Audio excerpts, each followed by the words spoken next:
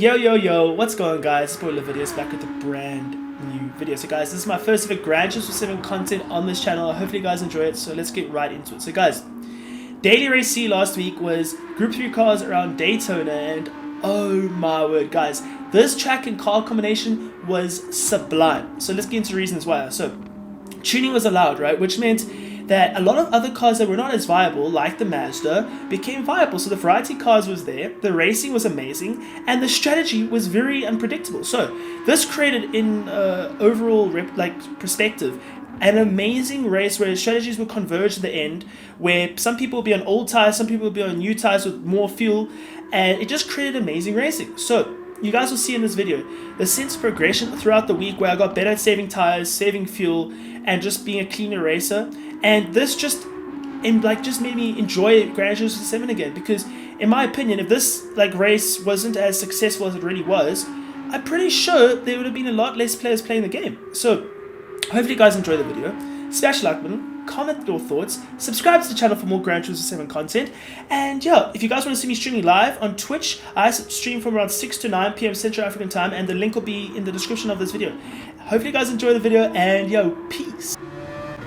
Starting the first race of the video, we're starting in P7 behind Falcon and Mr. Summit over here, and we got Sachmez, Desabi, and Fusa behind us, which is a great few number of drivers in this race, which is very exciting. So as we go down to turn 4, we're just going to be playing very calm, cool, and collected, going down the outside of Falcon here, just looking for some space here, and we kind of relinquished the inside line of that hairpin, but we managed to get the slipstream, so we managed to hold on to 7th position, and we probably also be defending the inside line going to the next corner here, just in case we get a bit of a tricky overtake on us. And then now we're on board with Mr. Lucas, who goes for the almighty dive on Asabi, probably some revenge there or something. I don't know what happened there, but that was very interesting. Someone got sent to the shuttle run and visited barrier as we run very wide going into the bus stop here. Very uncharacteristic myself, but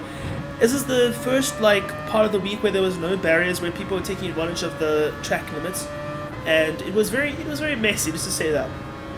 I was also pretty much getting used to the Mazda as well, getting good setup on it. If you guys want to see what setup I used in the Mazda, I'll make a short video about it. If you guys are really interested in it, let me know in the comments of this video.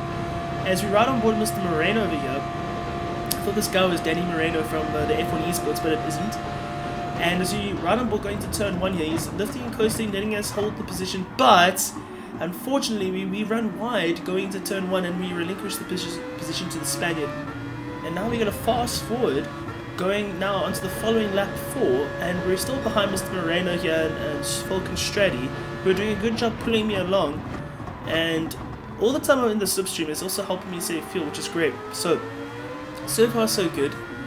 Nothing too spectacular happened so far in the race, but it's going to be a solid one later on. So as we're still following the two Spaniards along, this is always helping me in the strategy, because while you're in the slipstream here, especially in Gran Turismo 7, when you're this close in the slipstream here, you can literally short shift your car and still have a lot of speed because of how effective the draft is. And now we look down the inside going into the next hairpin, just to show that I still am here, don't forget about me. And we're maintaining a good position here so far, and we're still ahead of the group behind, so far it's pretty good.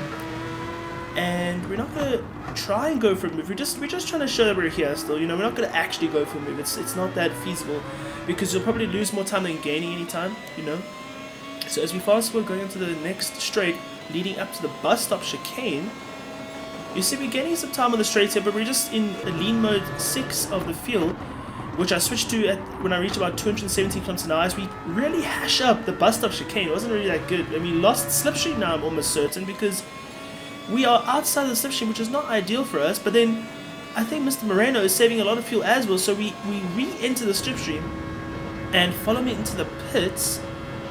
So we now enter the pits, and we're probably going to change tires at this race, which I don't recommend, because I figured out that you actually can save tires and don't change them. You get 5 seconds saved in your pit stops.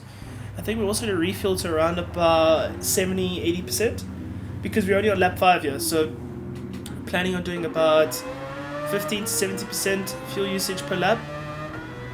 and we come out just behind Mr. Moreno here, who I'm aware has not changed his tyres, so he is going to be at a major disadvantage for the rest of this race, as we're on fresh tyres. So, like, at the moment, the strategy is paying off because we're going to have a lot fresher tyres than Mr. Moreno, and we take the bus-stop chicane pretty solidly there, and we get a good exit, not using too much of the track limits or abusing it, and now we're firmly in the slipstream. We're getting a very good run, Mr. Moreno over here. I'm pretty sure he's in a very low fuel mix because we had a very good run on him going into the main straight, and he just lets us pass. So he's playing the wise game here. He knows that I got fresh tires and he can't really battle me.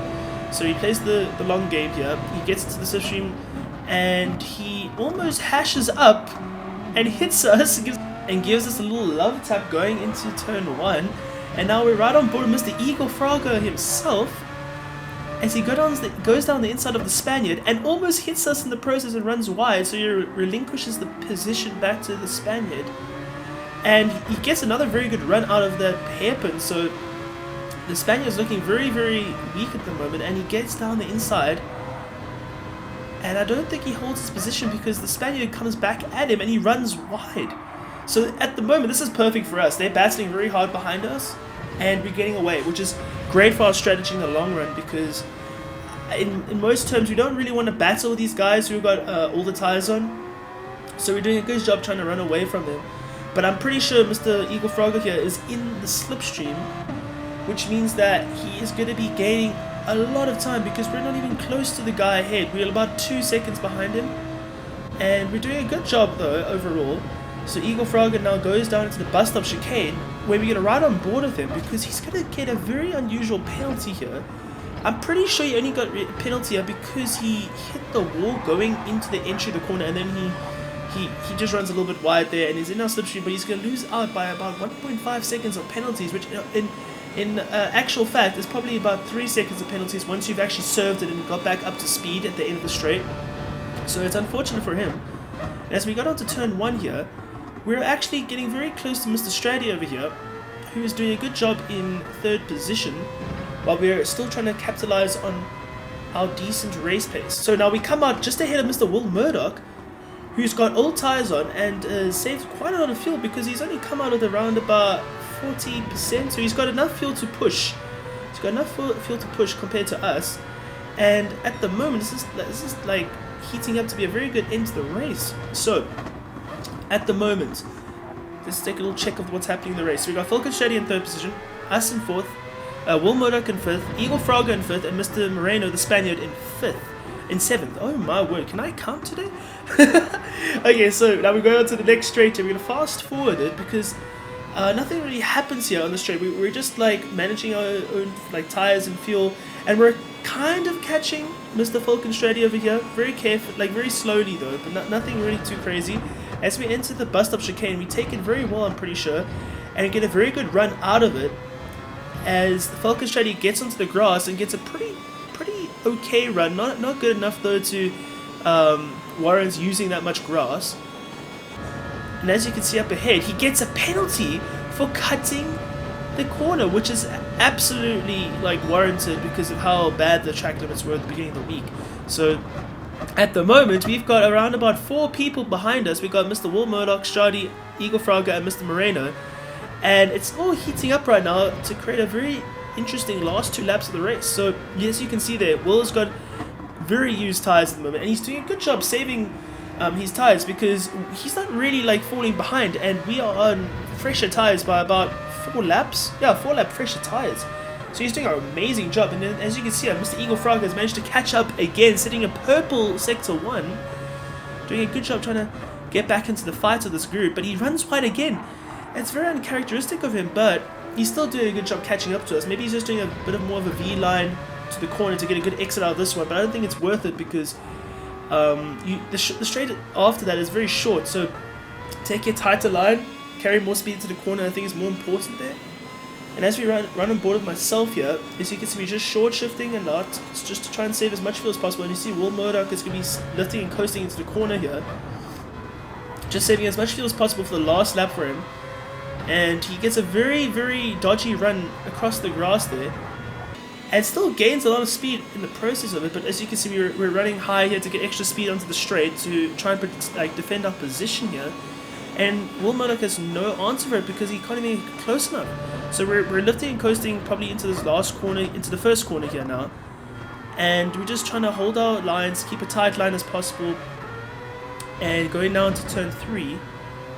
All those lights at the moment as well are very distracting if you're in front of all of these people, by the way. It's actually, you have to approach driving very differently because those lights sometimes can really catch you out because of the glare. There's actually a bit of a glare effect as well. So it's very distracting if you're driving in that bonnet view that I use.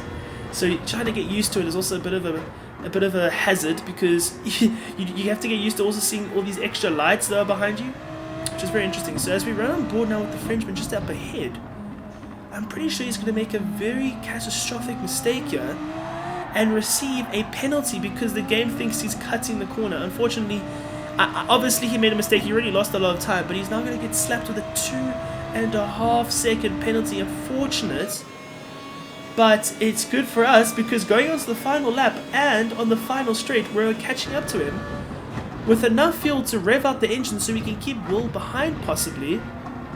Oh, we get a very bad exit out of that bus stop chicane though, which allows Will to get an amazing run. He touches the wall though, so that helps us a little bit when he slows down, and we're on the inside of the banking at the moment, and it's neck and neck, and it's going to be a drag race down to the start finish line. And he drops back and gets into the slipstream again, and we get past this Frenchman, and Will can't get past down the inside, so he has to try and go to the high side, and we get the P2. What an amazing race, guys. And now let's fast forward onto the next race, starting in P2 behind Mr. Menendez and Culster and Tidgney. Shout out to them, and Mr. Visions as well. Very solid drivers over here. As we go on to turn 1, we take it very slow, keeping up with Mr. Menendez especially. Very important to stay within the slipstream of P1 so he doesn't get away and tries to run away with this race. So as you can see, the top 2, myself and Mr. Menendez, are starting with the Mazdas, which is very, very good for us because the longer we can keep the Audis behind, the better, because then we can save more fuel, we can slow down their races so they can't run out and sprint ahead and then try and re-overtake us later on with a bit fresher tires. So the longer we keep them behind us, the better.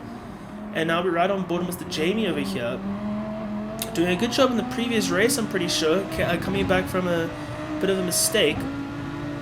And going down into the turn 8, I think it is, turn 7, turn 8, and we're going to the main straight now. We're right on board of Jamie here. As you can see, we've got Culster as well behind, and Tidgney giving a nice little bump draft to Culster. And as we're right on board with myself going to the bus stop, Mr. Menendez is going to get all out of shape and hitting Mr. Barrier and visiting the Shadow Realm. And it's perfect for us because now we have P1 and now we're under attack by Mr. Angelo here. I ideally don't want to really fight this too hard. I'd rather have the Audi get past us, but he doesn't want to get past us as well. As you can see, he saves fuel. He just puts it up to lean mode 6, and Jamie hits Angelo out the way and unfortunately gets a very harsh 2-second penalty for that incident. So I don't feel like that was fair. I feel like maybe there was a bit of lag involved, unfortunately, but that's racing. The Gran Turismo gods were not on his or her side, and yeah, so now we carry on onto lap 2. We're doing a good job holding first position. We're trying to save extra fuel here. We don't even mind if we're going to be the cork in the bottle at the moment, because the thing is, right, if we're slow, everyone else is going to be slow, because we're going to bunch them up, make them battle, and we're saving more and more fuel. But we got Culster here. We have to look out for Culster because it'll be a big part later on in this race. You can see how much fuel saving he's doing by aggressively shifting up to 6th gear and then going back down to 2nd. Like, he's doing a good job saving fuel here. Barely any revs on his rev meter here before he shifts, and that's a good way of saving fuel because he's going to whack it up to lean mode 6 when he reaches around 270 kilometers an hour, and then also lifting coast into the bus stops, which is the very efficient way of saving fuel. And yes, the Polish driver went straight through the barrier there. I don't know how that was possible, but he's playing with fire there, going for that risk. But as we continue going on to lap 3 right now, we got Mr. Angelo here getting an amazing run on us because we're saving a lot of fuel at the end of the straight, and we actually do a very good job braking there, even though we braked very late. And now running on to lap 3, we're on board with Tidgney over here, who's going to go for a very good overtake on Kelster. And very clean, very precise. And Kelster's not going to fight it. He knows he's not in the race yet with them. He's just out here saving as much fuel as possible, very aggressively shifting up into 5th and then 6th gear to save as much fuel as possible. Going down to turn 6 right now. They're just doing a very clean job. At the moment, this is panning out very well for me because the Audis are going to have to put like about 20% extra fuel in just to finish the race. So far so good. We're keeping them behind us, and I feel like we're doing a decent job. So now we're riding on board of Tidgney over here, getting a very good run on both of us, and I'm pretty sure no one's going to make a move here because there's no point making a move here. He's going to coast into the corner, have a good bus stop chicane, and we're going to be on our merry way. And the Polish driver went through the barrier again. He's playing with fire here. And as Tidgney also gets the purple middle sector, he's going to have a very good run down the main straight and get probably the fastest lap of the race in the process. Yes, he does, a 46.3. And I'm holding down the inside, going down to turn 1. And I squeeze Tidgney just to the outside a little bit, and we hold P1 for another lap, which is great for us. The longer we keep them behind, the better. So far so good. As you can see, I'm holding on the inside, I'm parking it on the apex, doing my best just to slow down everyone else. Like, I feel like in this situation, right, you're driving at your own pace, but if you can keep them behind you in a safe manner, then yeah, why not, you know? And you see as Tidgney tries to get past us here, we're trying to squeeze him slightly to the outside line here. He decides to go out of it and then get a very good exit out of this bus stop, where you get an amazing exit here. And now he's going to have an amazing run down to turn 1, where we're just going to let him pass. Like, now we've held them up for 4 whole laps. We have to put the following lap, and we're in the slipstream of him. So this is great for us, and so far so good. So as we enter turn 1, Tidgney gets all out of shape, but he managed to get close to the apex again, and yeah, we just follow him safely and do the best we can do for the situation at hand. And now we follow the rest of the field in Kelster's position. We stay out of the pits and Kelster stays out with us, and pretty much nothing really happens for the next lap 6 and 7 because there's no point to battle. Kelster and I both know there's no point battling. It's just it's like a little gentleman's agreement that let's just hold up, let's just have a good like clean race, and let's save fuel. And as we enter the pits, we're probably in lean mode 6 here. We're going to enter the pits, and we're not going to change tires this time, which is very crucial, and we're just going to enter the pits and put some fuel in, which is about 40% of fuel, yes, and we're going to come out in, I think, 2nd position, if I'm aware, and look how far Tidgney is behind us because of how much fuel we saved. So, very crucial fuel saving in this race, very crucial. I feel like Mazda was very OP at fuel saving. It didn't have the ultimate pace, but it was very good. And yeah, we're doing a solid job. And as you can see, Kelster's way up ahead in the 1st position, doing an extra lap of fuel saving, which is crazy because I never got. I could maybe do like maybe 7.5 laps if I took the risk, but I can never do a whole 8 laps. And now as we go onto the main straight, Kelster enters the pits with 0% fuel, so he went 8 laps on the limit of fuel, which is an amazing job by Kelster over there, saving as much fuel as possible.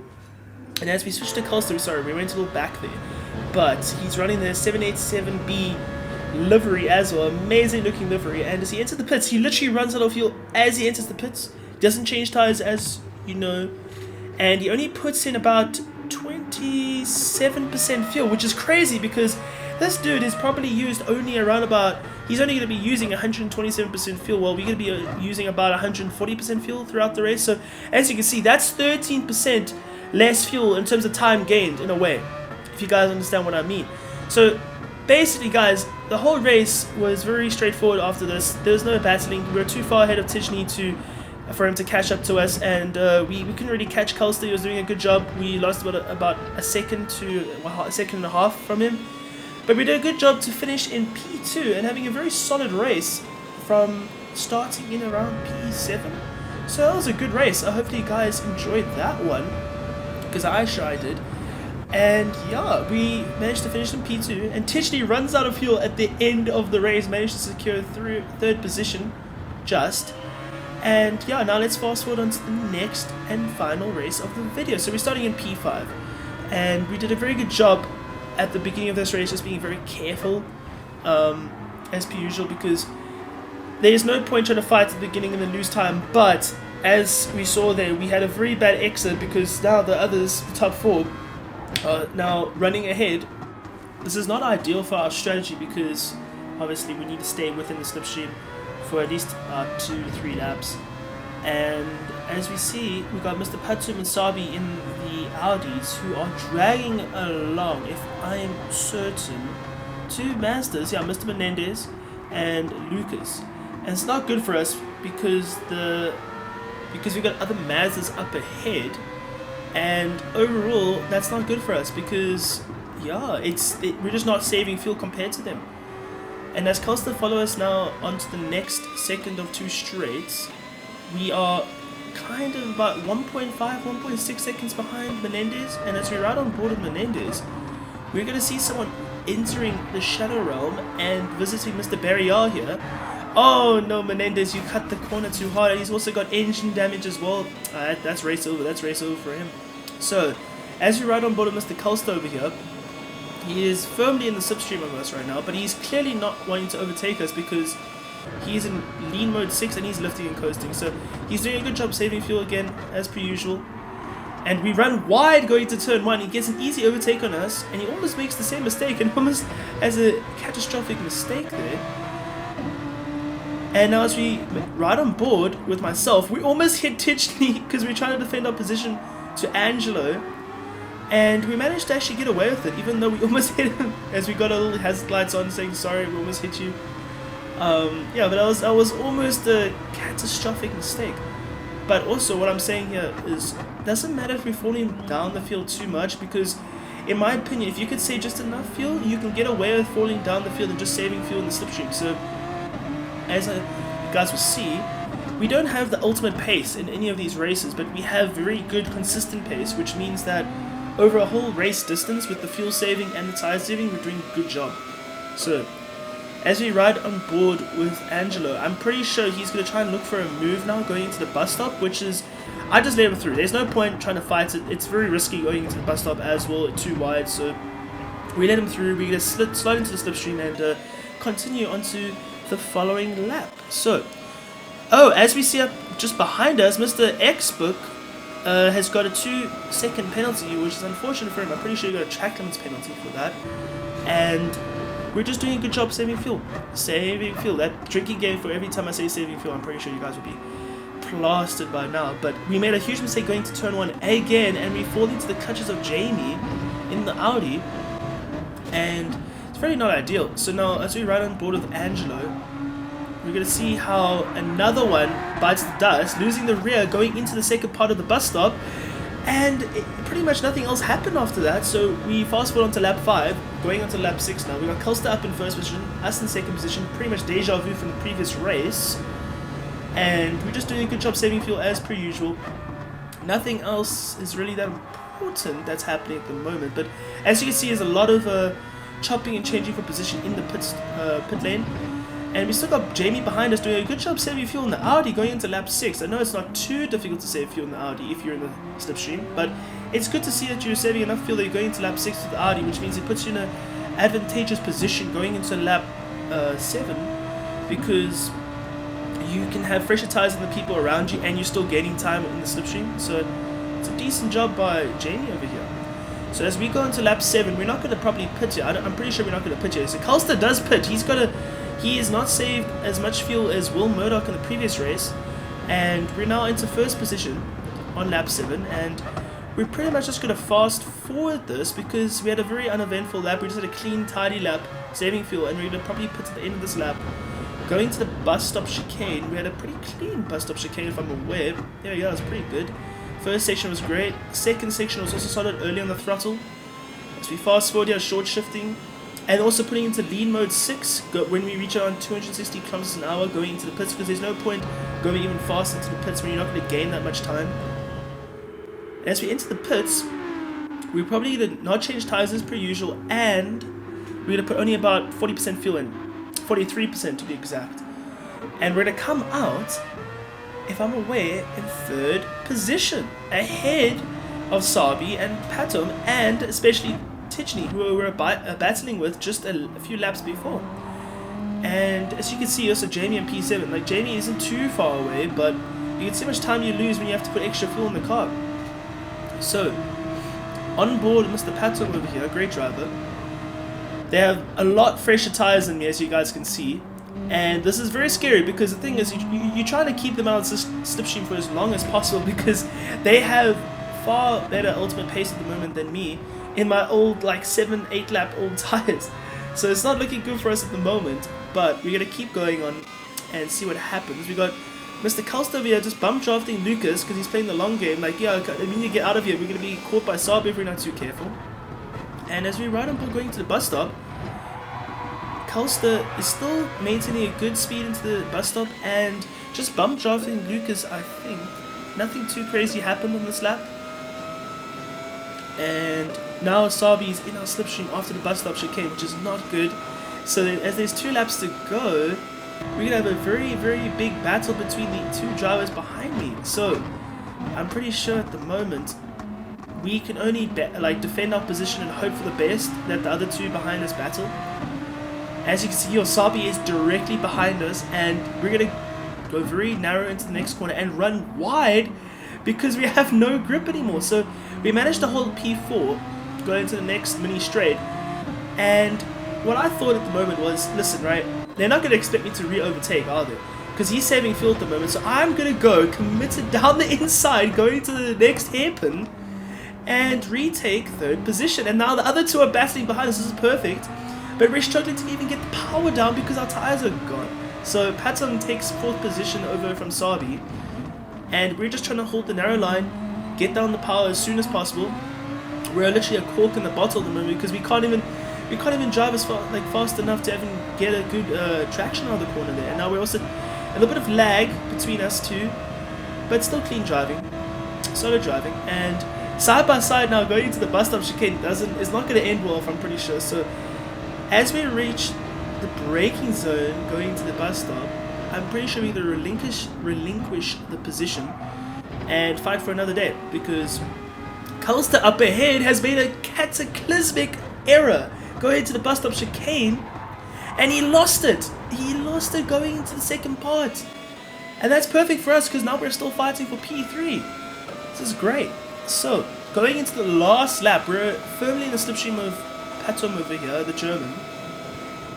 Going into the last lap behind Patum over here, the German, we keep it nice and tidy with our very used tires, but unfortunately when we get on the throttle too early, we lose the rear end and we let Sabi through, and ultimately Tidgney is now catching up to us very quickly when he's fresher tires, and this has now put us into a battle for P5 instead of for P3 because we have no more tires. So you guys are going to see the big difference in grip here as I'm weaving on the straight saying, how's it Tidgney? I think Tidgney was also live when I was doing this race, so it was a very interesting race as we keep a very narrow line going to the next hairpin over here. We're just being very careful, parking the bus on the apex, nothing too spectacular. And Tidgney is now probably looking for a very good cutback line on me because I'm literally a oil tanker right now. I cannot turn, I can't get the power down as fast as possible because of the lack of grip. And as you can see, I'm playing a very defensive role here. He's trying to get a high line over here to get more speed onto the straights. And as we go down into the bus stop, we're side by side with Tidgney, and we managed to hold down the inside line going to the bus stop. As we fast forward, going out of the bus stop chicane, Tidgney has now got a great run on us because we've given him too much space. And now we're trying to weave in the straight to give him as little slipstream as possible. And he almost touches us there. And it's literally a drag race down to the start finish line, and it's so close, and we're almost gonna get him. We're catching up again, and we almost win it, but we came in home in 5th position. Oh guys, that was a great ending to the race, but I hope you guys enjoyed the video. I really enjoyed every moment making these videos, and I know it's been my first time ever commentating on this video, but I hopefully you enjoyed the video. And yeah, thank you for watching, and let me know what I could improve upon in the next video, and goodbye.